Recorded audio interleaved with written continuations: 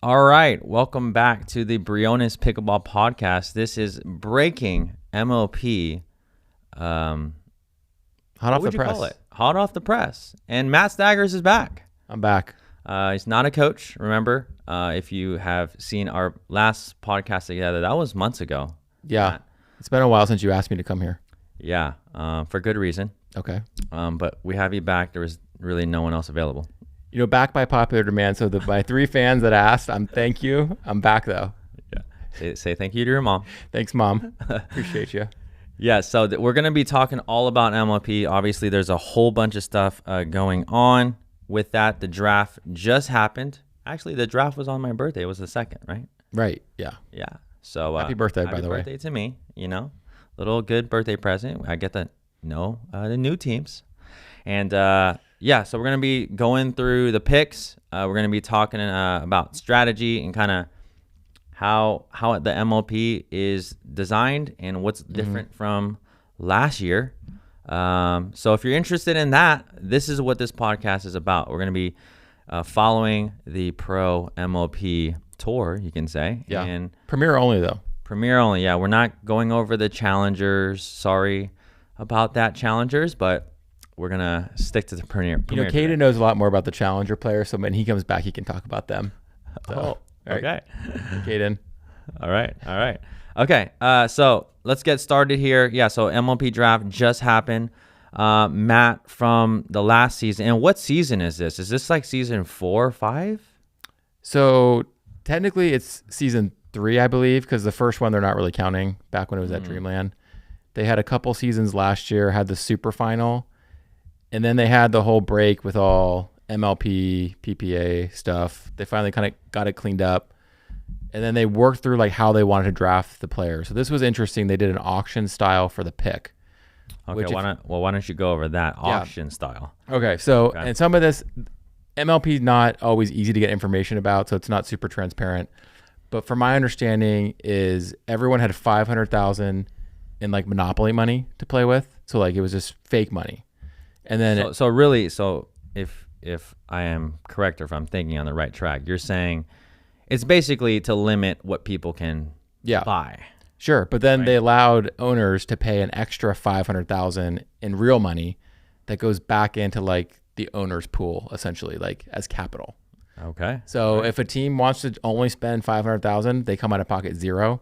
If a team spends up to $1 million, they come out of pocket the extra 500,000. So if you want Ben Johns, it's going to cost you basically.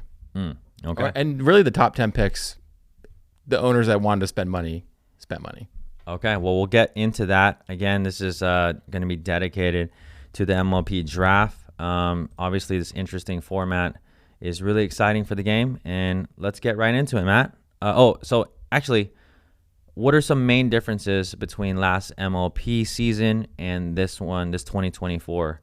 Besides, they dropped it from 12 teams, I believe, to 10? So that's only Challenger. So 12 teams still in Premier. Oh. Challenger dropped from 12 to 10. Okay. So same amount of players in Premier. There was a lot of movement on who was going to play.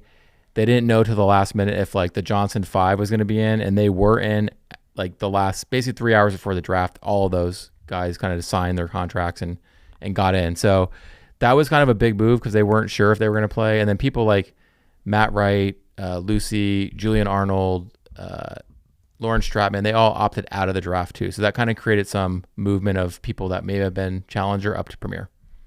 Oh, wait a minute. So you said Julian Arnold? So Julian Arnold's not in MLP anymore. Wow. So he opted out because a contract clause that he had.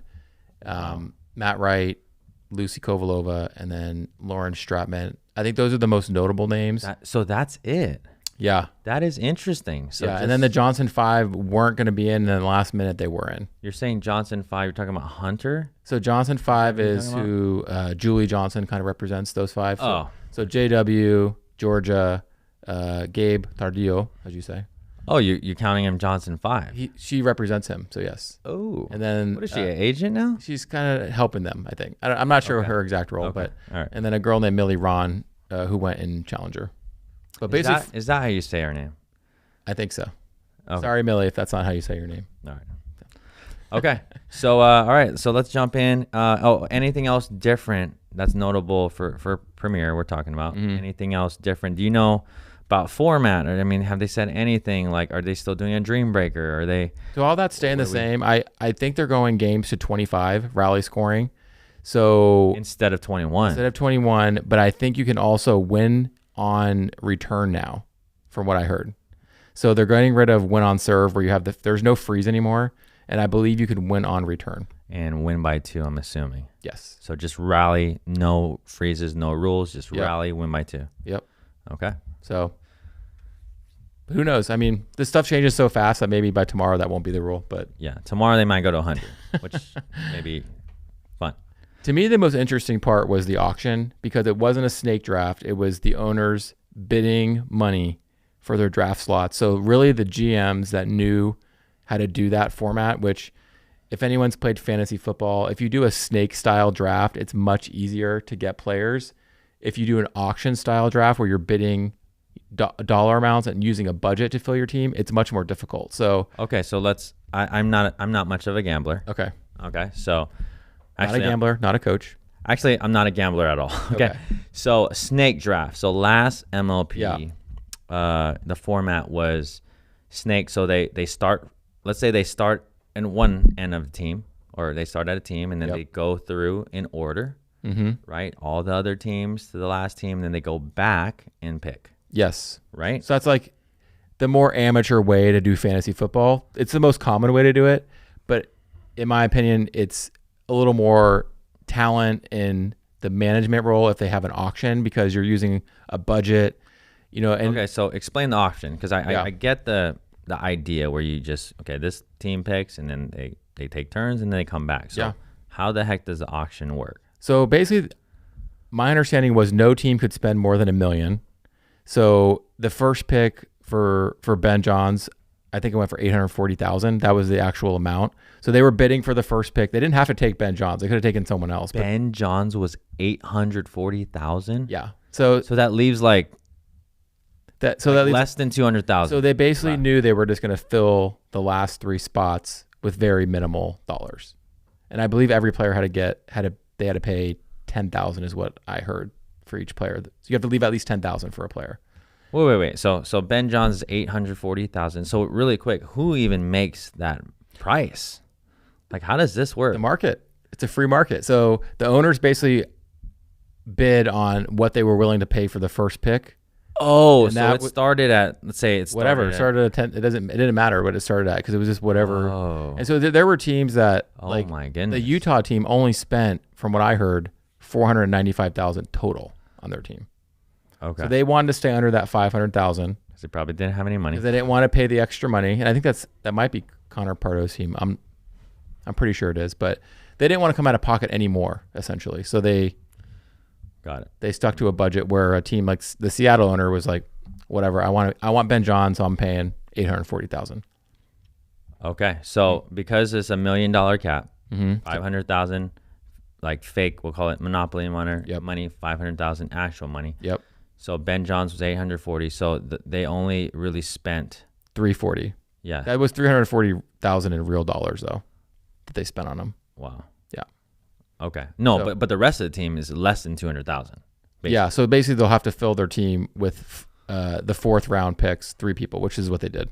Okay. All right. So anything else notable, and we'll get right into the teams, and I'll kind of give you my thoughts. Again, I know most of these players, some of them are a little bit newer, and we're going to be following it. But any other notable changes, Matt? I think that's it. I mean, I know some of the players, there's 8 total events, and some of their contracts said they only had to play 6.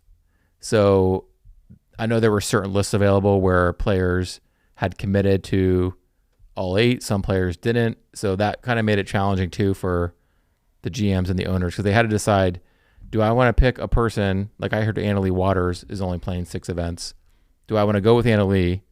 How many events are there? There's up to 8 total for this season. Okay. Which is more than they've ever had. Yeah. And every team has like just one alternate, you know what I mean? Or how many, or is it like 2? There's no alternates per team right now. So if someone gets hurt, what happens? I'm not sure how that works.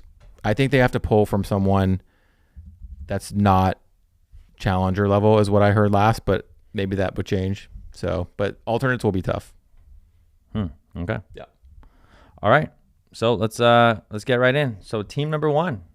Or actually, let's not get into teams first. What we're going to show you folks is we are going to show you the number 1. I kind of just want to go through, what's not here is so if you're just listening to this, you're not going to see what we're seeing on the screen. But we're going to go over the draft pick results. I wish they showed how much money. Yeah, that'd be helpful. That they spent. Let me see if actually the Dink, shout out to the Dink, if they have it here. I don't think it's really hard to find. Really? Anywhere. There was something somewhere. But okay. So we're going to go back. All right. Draft number 1, Seattle Pioneers. Mm-hmm. Obviously, Ben Johns. They wanted Ben, and can you blame them? I mean, no, can't blame them. Can't blame player. them. So number 1, that's a good pick. Now last draft, Anna Lee Waters went number 1. Yes or no? I thought she did. No, she didn't. I believe Ben went number 1 twice, and then she went number 2 twice. Okay. I know in the first ever MLP, this is kind of interesting, Catherine Parento went number 1. Interesting. Yeah. Okay. So let's just talk about this pick. Obviously, we got the GOATs on each gender. We got Ben Johns and Anna Lee. Mm-hmm. What do you think about going with Ben Johns as a number 1 pick? So obviously, throughout the MLP, we got gender doubles, we got men's and women's, and then we got 2 mixed doubles. Yep. What do you think of actually Ben going before Anna Lee, or do you think that's the best strategy? Yeah, for sure. So you take why? So what's Ben Johns? You have to take him number 1. I mean, he's going to go 2-0 for the most part. He'll probably win men's, I would say 90% of the time. He's going to win mixed 90% of the time. More than likely, his team will be 2-0, and he needs them to win 1 more game. So he can really carry a team more than anyone else. I think that's available. So to me, that makes sense that he's number 1. Okay. Now, Anna Lee at 2. I would argue Anna Lee is a good number 1 pick, too. Again, it's really tough, but Anna Lee's more dominant. So I don't know.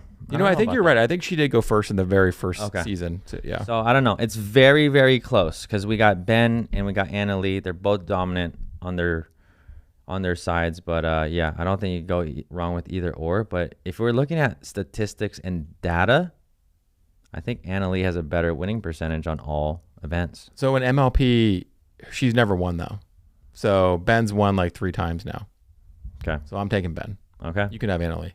All right. Yeah. Give me Ben. I guess the team dynamic is big. Yeah. So and also Anna Lee, I believe she only committed to 6 of the 8 events. Okay. So that could have been a factor too. Yep.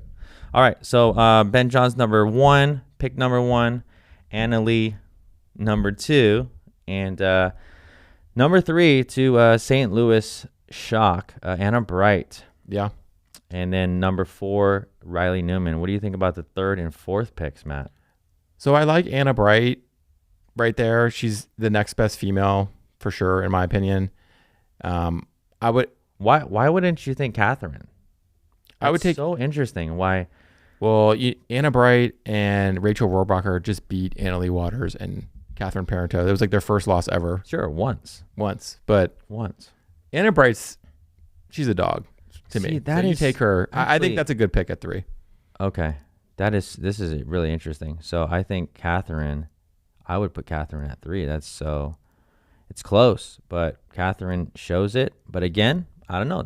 Could be outside factors. So and Anna Bright's won MLP before. So she won with the squeeze. They were in another final, and she thrives in the format. So she's good in the rally scoring format. Yep. Riley Newman, again, number 4. Obviously, him in mixed and men's is tough to beat. But again, when I'm looking at MLP in the format, singles is super important. And you said something about the Dream Breaker. Mm-hmm. Again, for those of you listening, if the MLP style is they play, is it men's first? So it's up to the team who wins the coin toss. So decide men's or women's. But okay, so they do gender first. Okay, let's just say men's doubles first, right? And then they do a women's, and then 2 mixed. Mm-hmm. Then if it is tied 2-2 on the game wins, then they go to a Dream Breaker, which is singles. Yep. And they each play 4 points. So, that would be a tough one there on the a Dream Breaker for Riley because he doesn't play much singles. But well, here's the thing though: you play 4 times as many doubles points in this format because you play 4 doubles matches and then 1 singles. So to me, you just go with the best doubles players. I feel like all these pros can play 4 points at a time. I mean, they are pros, so right. So true. I mean, Riley's not a singles player, so that would be kind of like a little ding for him. But I mean, he's done well in MLP, so I think it's okay. But to me, you play your shots, but you play 4 times more doubles points than singles. So take that for what it is. Okay, well, we got AZ Drive. Andre, Yep. I ask you, just had him on the podcast recently. Obviously, he's been meddling up, even more, and we have him at 5. I think that's a great pick. I do too. I think he deserves it. You know what though? I have not seen him play singles. So he was on the squeeze team with Anna Bright, and they won an MLP and then got second in one. So he can play singles. Okay, number 6. Yeah. I don't know how surprised I am with this a little bit, but Jack Sock. Yeah. Now we just talked about. You just said, just picking the best doubles players. Jack Sock. He can play all 3. He can play all 3, but really statistics again. He's obviously doing great. I actually just filmed a video about Jack Sock. I don't know if it's going to be out yet, but he hasn't made it a championship or semi. I don't think maybe a semi in the PPA yet. Yeah.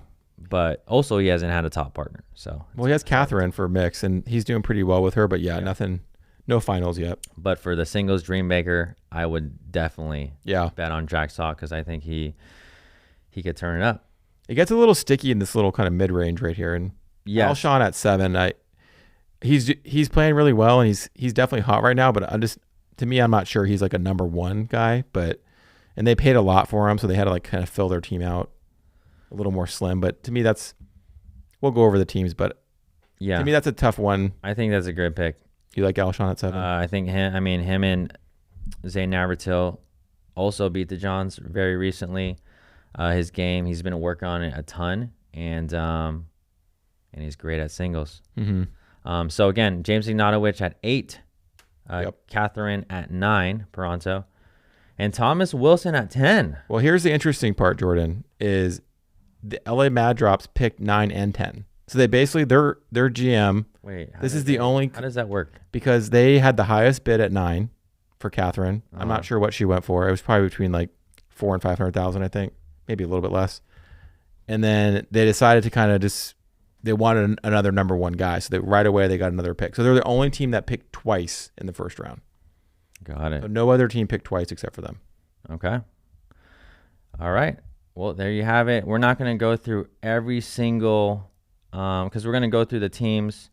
But let's jump right in to the teams now, and we can talk about the specific teams and where they're at. Let's just start with the AZ Drive here. Yeah. So we got Andre Deescu, Dylan Frazier, who they picked at 13, and then Lacey Schneeman, they picked at 34, and then a relative unknown Caitlin Christian at 35.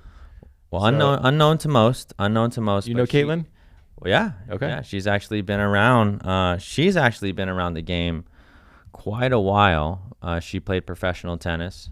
She might still be playing professional tennis, doubles, on the WTA. But she's been dabbling into pickleball in and out. So I don't know. I haven't seen her game recently, but obviously when I seen her in the past, she has all the shots, she has all the skills. But again, it's going to be interesting to see that develop. She's a really good singles player. I saw she had just beaten Paris Todd in the recent PPA Austin. So she's an upside pick. Like you said, she has a strong tennis background.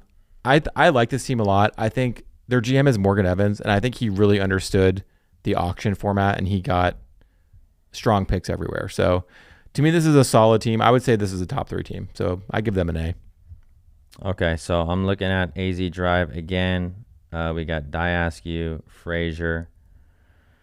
How do you say her last name? Schneeman. Sorry. They're solid. And Caitlin Christian. So I would, you know what? It's really tough. I think men's is going to be great. Yeah. Deescu? I just don't know the experience of Caitlin Christian. under extreme pressure and how much she's been playing. I'm gonna give them. I'm gonna give them a B. I'm gonna give them a B minus. Okay. Okay. So I'm gonna go A minus. I'm gonna be really strict. And they're our hometown team on my grades. Shout out to HG Grive. We're gonna be rooting for you. All right. So next on the list, we got Columbus. Yeah. So the Columbus Sliders. Columbus Sliders, and we got. Go ahead, Matt. So we got Riley Newman, who they picked at 4. We have Mega Dizon, they picked at 18. Connor Garnett at 31, and then Brooke Buckner at 45. Overall, I like this team. Yeah. Riley right now just kind of like sitting back, counting all his MLP money, I think. He's not really playing PPA right now. But I think he is going to come back and play some PPAs. We'll see. Him and Garnett's interesting because Riley can play both sides. It doesn't really matter for him which side he's on. I think Connor's a little bit better on the left side, but this team's solid. It's I keep saying they're top 3. This is a top 4 to 5 team to me for sure. I think they'll perform really well. You kind of know what you're getting with everyone. So I give this one a B, solid B. Yeah. So what I see here, who's that? I can't see. Who's that last person right here? That's Brooke Buckner. Okay, Brooke Buckner. Yep. She's fairly good in singles too, right? Yeah, she's serviceable for sure. Yeah. So this is a good team to me. Yeah, and you got a number 1 at singles, Connor, that you'll put out there. Yep. Number 1 doesn't put a lot of pressure on Riley to kind of face a number 1 every time. So I like this team. I give them. Now I have to go lower because I like AZ Drive better. Sometimes when I'm listening to your podcast, you pause so much, I think I paused it myself. Oh, okay. Yeah, just some feedback. So no pauses. All right. So we're going to keep it going. I'm going to also give them a B minus. Okay. So they're the same exact team as Arizona Drive to you. Yeah. Okay. But it's a tie. If I were, who were to win that You're not one? a betting man, but who would you bet on? You know what? Look at it. It's tough. It's close. It's close. That's why they're both B minus. All right. We're moving on. DC Pickleball, all the way from DC. No, you skipped one. Oh. Dallas. We'll go. I see. I got we'll you. go DC. Okay, DC. Pickleball 25.16 duper, and let's go. Go ahead. Yeah, this is a good team. So they got Ignatowicz at 8, Rachel Rohrbacher, who was basically the steal of last season's draft, but she was like a 4th round pick, and then she played like a 1st round pick. So that's kind of what you're looking for in any of these teams. But now she went pretty high at 14. Dekel Bar at 29. I really like that pick. He's just so solid. Big serve. Yeah. And then Elise Jones, you kind of know what you're getting. She was the 40th pick. This is a pretty solid team. Like I said, Rachel, definitely the steal of last season's draft. Now she's got to perform at a high level because she was picked in the 2nd round. Elise, you know what you're getting. There's really no surprises. I don't see a lot of upside with this team because you kind of know what you're getting with everyone. So I don't like this as much as the other 2 teams, I would say. I'm going to give them a C+, but if they perform at a high level, raise their level a little bit, they can definitely make some noise. But to me, this is a C+ team. Okay. I'll go C+ too.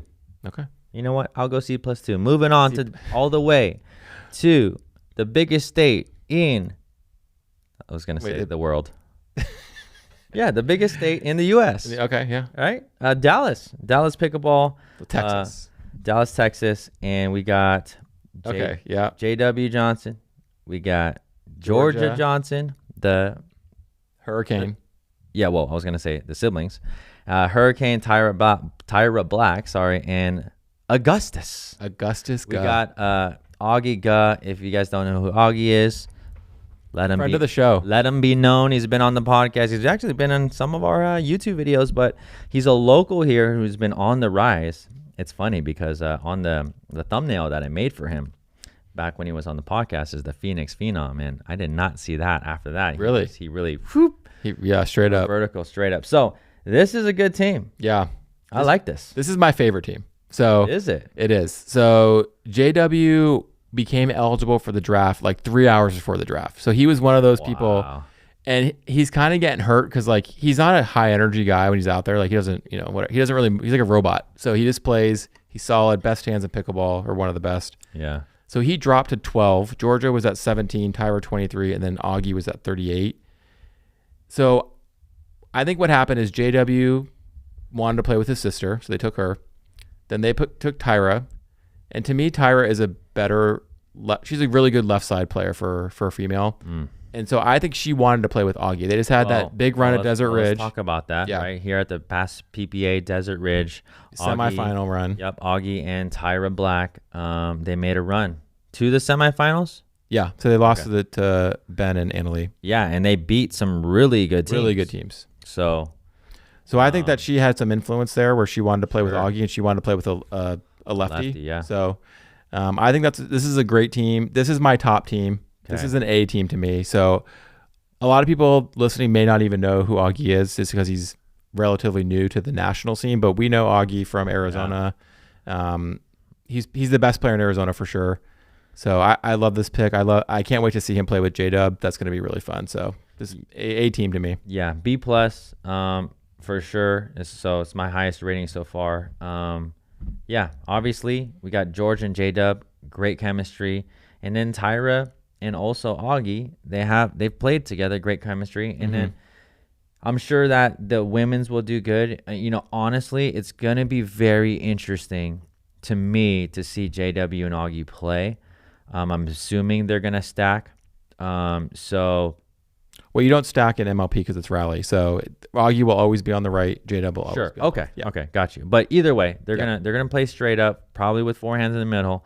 Unless something else goes haywire, but I'm like 99% sure. I'll go 100% on that. Yeah, I want to leave the 1%. Okay. But the thing is, like, we're talking about energy. Like Augie gets fired up. Yeah, he's a great partner. He's on the quieter side, I would say, compared to most people. And JW doesn't say anything. So I don't know. It's gonna be interesting. I'm super excited for Augie. Yeah, for this opportunity. It wasn't even in Challenger last year. Skip Challenger. Doesn't even need Challenger. Forget about that. And but he has a lot of pressure on him. So he's on a great team with 3 All-Stars, and you know what? Augie's up for it though. So I have no concerns. He's totally. I'm not worried about that guy. I want the gut jersey though. I need that. Okay. All right. Los Angeles Mad Drops. Yeah. So this is the team that picked twice in the first round. So they got Catherine Parento, Thomas Wilson. So those were 9th pick, 10th pick. Then they got Jade Kawamoto at 26, and then one of the Johnson brothers, Hunter, at 39. Man, this is a hard team for me. A hard one, but I'm trying to see where I'm gonna rate this one. I love the strategy of getting the 9th and 10th pick, but I just don't see their men's team dominating. Maybe it's like a 50-50 kind of thing. Yeah. And then Hunter, he's newly signed to the PPA. He's mostly playing APP, and he's done well in APP. But to me, this is a team with some question marks. So I'm gonna go C+ on this one. Yeah, I'll go C+ too. Again, I'm not worried about the ladies. They look like a really strong team. And again, whoever is playing with Thomas, I'm sure that they're gonna do really well. That's Hunter, right? Hunter, yeah. Yeah. Yates is his brother, so Yates is in Challenger. Yeah. So. Yeah, we'll have to see. It's kind of a wait and see team. I mean, Hunter's got game, but again, we haven't seen him make any big runs in the PPA. But we're gonna move on to New Jersey Fives. And why is somebody missing? Who we got? Oh, I know why. Oh, that's why? Will Howells, because he doesn't have a picture. Okay. No picture. He's a ghost right now. So really quick, New Jersey Fives. All right, number 2 pick in the world, Annalie Waters, Zane Navratil. 22, he got picked. And then Mary Humberg at 33. So I haven't seen much of her game. She's good. She's really not seen much of her game. Yeah, so Augie's actually played with her a little bit recently. Okay.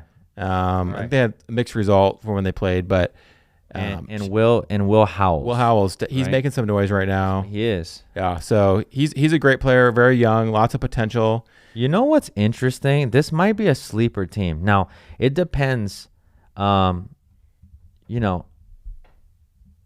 don't know. This might be a really good team, dude. Yeah, there's a lot of potential here. There's potential. Yeah. There's potential. And is Zane a number 1? I love Zane. I'm not sure he can carry a men's team, but he's a great player. He can play either side, so I'm not sure what they'll do there. But to me, this is a team kind of wait and see as well. But I'm going to go B- for them. Yeah, I will go B- as well. They have a big ceiling. So, Big ceiling, dude. And Zane is getting better. I mean, he just had a great run in Austin. Dude, Zane is he's a stud. I know he lost his spin Zane's serve. a good player, and he's a good guy. Friend of the show. Shout out to you, Zane. Shout out to you, buddy. All right, New York Hustlers. Let's see if they're going to be hustling this year. Yeah, so they got Sock at 6. Then they went Jackie Kawamoto at 16. Okay. Leah Jansen, she was the number 1 pick not that long ago. So she went to 28. That's a good pick. And then CJ Klinger at 46. So they had to go kind of on the bargain side. This is the funniest thing. Dude, why? Tell me why. Shout out to you, CJ. He does look fairly young. Why does he look 11? He may have been 11 there because, is this like an old picture? Well, he's with Proton now, so it is an old picture. CJ, comment below, CJ. Comment below. I mean, he is young though. I mean, no, but that looks 19. like he's like 10. Yeah, that's a young looking guy. I heard CJ's moving here. I heard that too. So shout out to CJ. Welcome. Would love you to on the podcast sometime. Yeah. And I've seen him at Pickleball recently playing. Okay. So yeah. All right. So this team, I'm gonna go. Dude, I might go B+. Okay. This is another kind of. You love Sock. This is kind of another sleeper team because the mixed Sock could kind of take control. Yep. I like the men's doubles team, believe it or not. CJ is a great player. Lefty. And if we look at that women's duo, solid. Yeah, Sock's exciting. Klinger's young, pretty raw, but I know he's like super dedicated, trains really hard. Yeah. I'm with you. This team has upside because Sock's going to get better, I think, and then CJ is going to get better as well. Yeah. So I'm going to go solid, dude. I'm going to go solid B for them. Solid. Now we're going to hop right in all the way. Going south. We're going down south. Yeah, down south. Yep. Orlando Squeeze. Mm-hmm. And we got Federico Staggers. Yep. So they took him at 11. Vivian David, one of the nicest players on tour. Shout out to you, Vivian. Paris Todd and Jay DeVilliers. How come you didn't say Paris Todd was nice? I don't know Paris Todd. Okay. I haven't met her. Probably not as nice as Vivian David though. I haven't met her in person, so I can't say that. But I've known Vivian. She seems nice. I've known Vivian for a long time. I've never heard anyone say she's not nice. Yeah. So. But yeah, fun fact, me and Vivian, when we first started, we actually did a East versus West challenge, and I got to play against her. So that was long. Wow. That was years ago. But that was fun. Yeah. Ever since then, her and her sisters. She has a kind of a big family, but yeah, she's just been great. She's been awesome. Yeah. To me, this is a solid team on paper, though. Oh yeah. Paris was a first round pick last season, so she hasn't had a lot of results recently, but this is a team you kind of know what you're getting. But if Paris can be that steal of the draft like she's been before and raise her level just a little bit, this team could definitely be a contender. Dude, this is a B+, dude. Yeah, because Fed is like, he makes like every final in singles too. So like they have a stud that can play. They're good there. I think men's will surprisingly be good. Men's will be good. Him and Jay. I think women's, Paris, Todd, and Vivian, great team. And then the mix, man. We'll see. Yeah, to me, B+. I'm going B on this one. I'll go solid B though. Okay, Seattle Pioneers. We got Ben Johns at 1. Mm-hmm. So then they went value. So they had all picks in the last round. So they had Andrea Coop at 43. Yep. Jesse Irvine at 44, and then he went with his brother with the second to last pick in the draft. So at 47. What? Believe it or not, Ben could do wonders, but I'm going B- on this. B-, okay. You know what? Because like, I don't know. I'm not going to bet against him. Wait. His brother. Yeah, wait a minute. But I'm thinking about the mixed and the women's teams right now, or the women's teams right now. Okay, you can bet against Ben. I'm not going to bet against him. But again, shout out Ben. I know you're listening. I know you're watching. The tough one. Colin's an amazing player, obviously top player in the world. Mixed, he's not the greatest mixed player. And then we'll see. But I'm not rating Ben. I'm rating the team. So okay, we're going B-. He's the GOAT. He's been the GOAT for a long time. Still the GOAT. But this team to me isn't built for 3 years. These teams are going to stay together for 3 years. I mean, you can drop people and stuff like that. Yeah. And I'm not sure how the waiver wire is going to work, but they're going to struggle in the Dream Breaker. I don't think Ben drafts for Dream Breakers though. I think he's like, we're going to win in doubles because I'm going to go 2-0.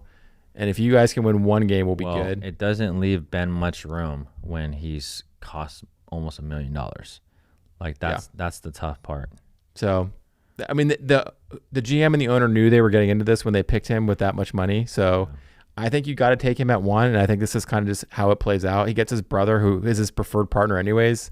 Yeah. I think Colin's serviceable at mix. He'll get some wins every once in a while, and then he used to play singles. So, but to me, this team's a little like on the older side. It feels like, besides Ben. But we'll see. I'm not betting against him. So A-. I'm gonna go B. Okay. B for Ben. Okay. B for Ben. Yep. St. Louis Shock. We're moving on over. Is that Anna Bright? Anna Bright. Anna Bright. So Anna Bright at 3. Hayden Big Patrick H. Wynn. Yep. 21. Is that Tardillo? That is Gabriel Tardillo at 24. Okay. And who's missing here? So Kate Fahey. Who is Okay. that? So she was picked at 42. Okay. So Anna Bright is kind of the MLP wonder at finding the value on the female side. Okay. So she got Rohrabacher on her team last year. That was the value pick. Yes.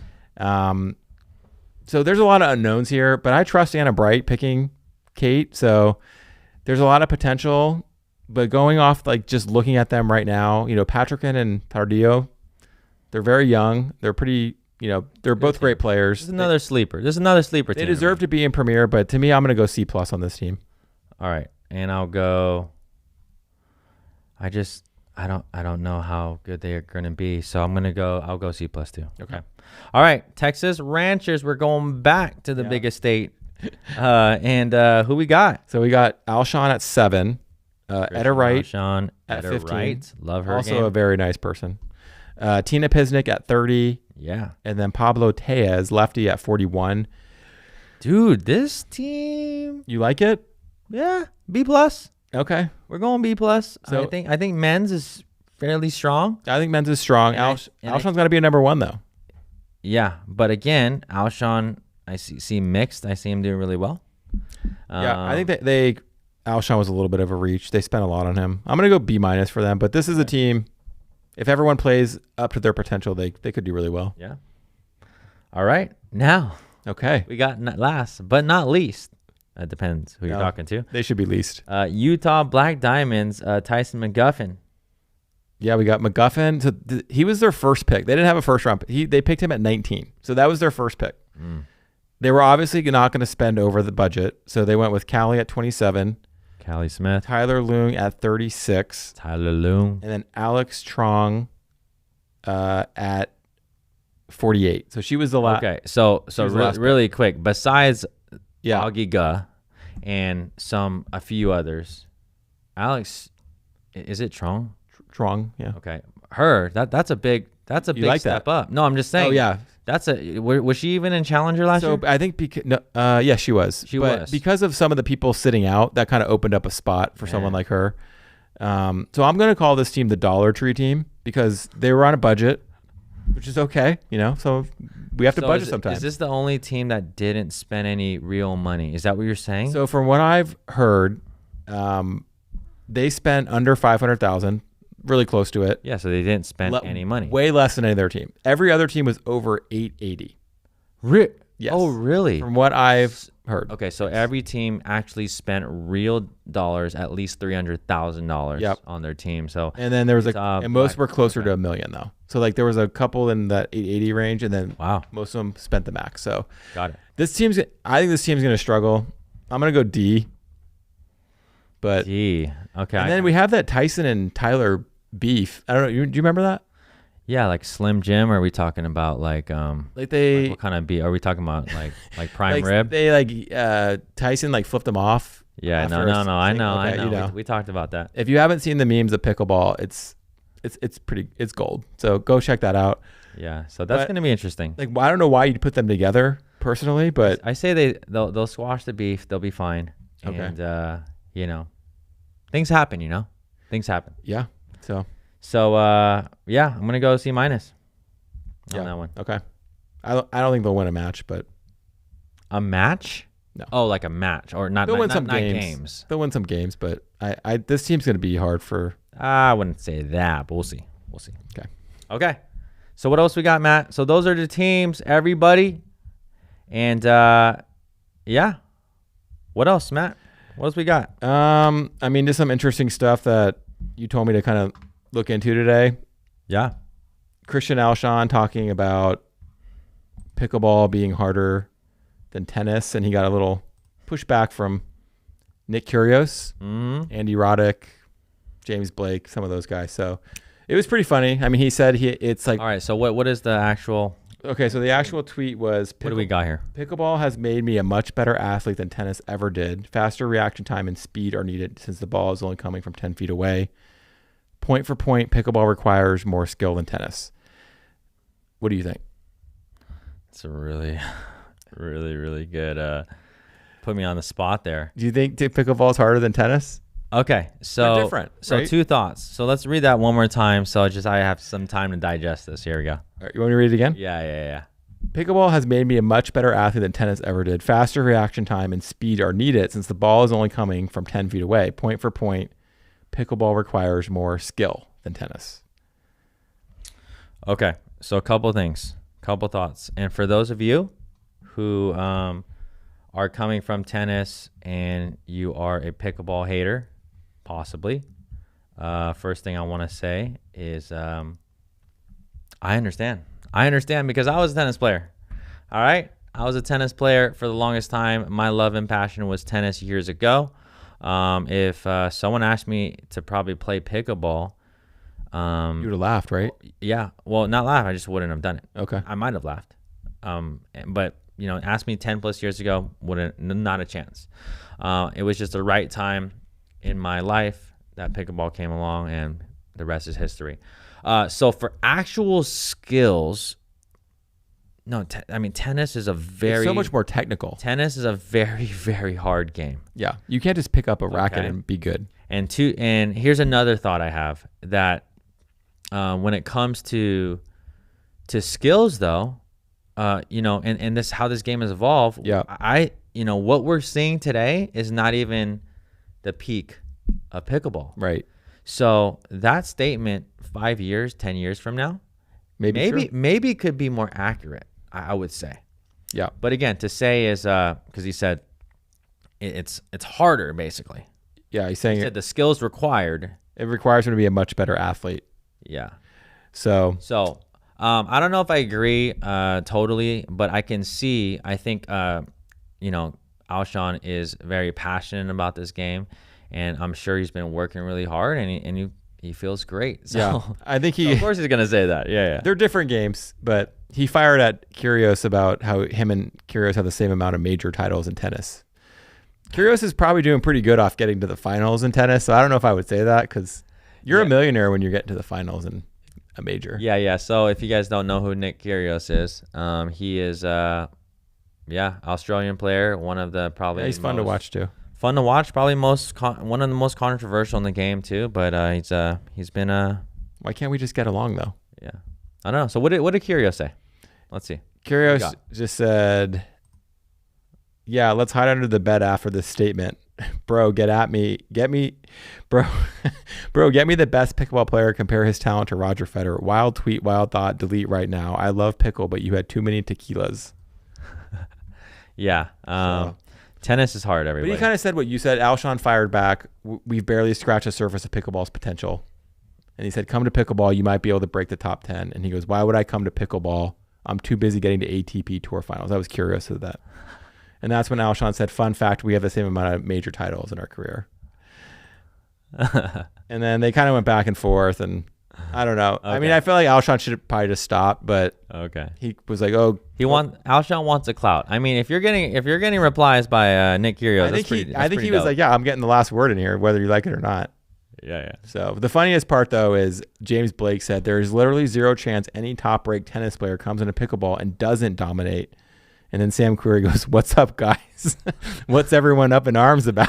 Okay, because he's not doing that great. Yeah. So James Blake is another, but he's an owner of an MLP team, or was an owner of an MLP team. Yeah, I don't know if he is currently, but he was a top American tennis player. I think number 4 at some point. Yeah, really, really high level.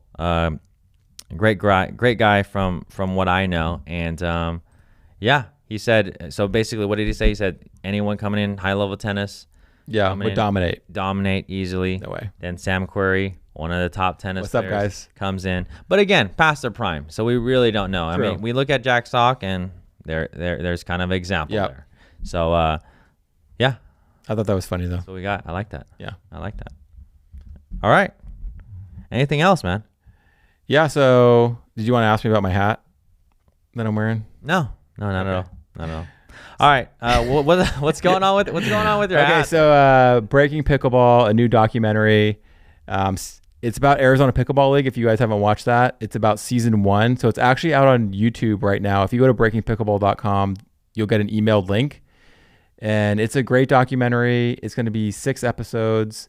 It's going to be taken off YouTube on April 21st. So check that out. And then we're starting up Arizona Pickleball League season 3 in the fall. So, yeah, and you know, for those of you Arizona Pickleball League, Augie, Augie, champion, and also yours, you know, on the podcast, who usually sits right there, Caden. Oh yeah, Caden Nemeth. He's on the team as well. On the team as well. So if you want to apply, well, you know, this is the time. You can go to ArizonaPBL.com and apply. Apply for playing. Yeah. Okay. Because all right, great exposure. We actually have 4 players in MLP right now. So we had Augie get drafted. Shout out. And then we also had Patrick Kafka, Angie Walker, and then Rachel Redker go for Challenger. So congrats to them as well. But great exposure if you're looking for that type of thing. But season 3 coming soon. All right, man. I like it. All right. So check that out. Look out for the Arizona Pickleball League. We'll obviously be talking about that because Caden's playing. The draft from what is going on with that? Yeah, so we're gonna have a pretty big shuffle draft coming up. So probably after the summer, we'll end up finalizing the teams. But we'll have 5 teams, so we have 20 spots available. But mostly the players that are playing, you know, Augie was one of our players. Craig Johnson, Kyle Kazuda, Michael Lloyd, another great player in the league. And then lots of great girls. Dana Ragas, who was on my team. Jennifer Tavernier. Lots of great players. So if you're kind of in that 5'5" to 6'0" range and you want some exposure, you get a little bit of pay for it too. So you're saying I should apply, huh? You haven't logged a duper match in a while though, so I'm a little concerned about your duper. But all right, if you want to, you can. Yeah, I know you're a busy guy, but yeah, we're taking applications now. So okay, head there. Really cool. Well, again, that's the recap of the MLP draft, and leave a comment below.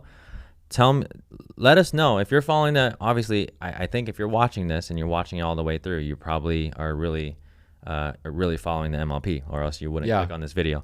But comment below and let us know which team you think is, or pick the 2 teams you think is going to the finals, and then maybe who knows? Maybe you win a prize or something if you get it right. Jordan will do a giveaway. Who knows? Yeah, and remind me too. Yeah. Okay, so I think that's it, Matt. All right. Thank you again for coming back on the podcast, and next time we'll have you on for more stuff. I don't know. Sounds good. We'll see. Again, thank you everyone for watching. Hopefully you enjoyed this. Again, that's the recap, and we'll see you in the next video or next podcast. See ya. See ya.